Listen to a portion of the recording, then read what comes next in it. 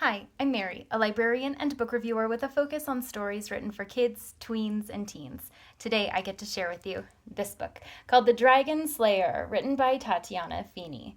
This is the story of a girl called Freya who has always dreamed of a dragon to slay. She does not love that the only people who get to go out and fight dragons are boys. She's ready to be a knight herself, and she will do whatever she needs to in order to achieve her dream. Far away, there's a dragon that dreams of a little girl to eat. He doesn't love eating all of the boy knights who come to him, so he is ready for something new. And as fate would have it, their two paths ultimately cross, but what they discover is not what they expected. This fun picture book is great for preschool audiences because of the unexpected nature of the storytelling. There's a lot of fun little moments in here where the characters have one expectation that ends up going a different way than they expected.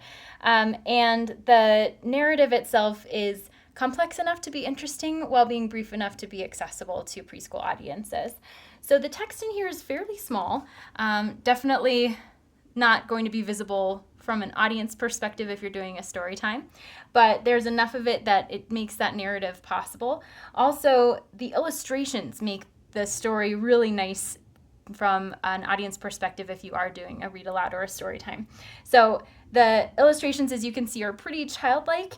You can see a lot of the lines in here, some colors that aren't necessarily totally saturated, and the characters themselves are not always completed.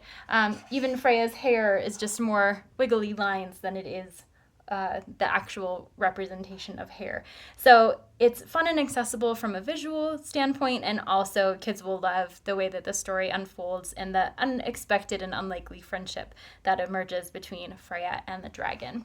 So, a fun read aloud for readers who like the unexpected, enjoy a little bit of humor, and like when characters don't do exactly what you might think they should do.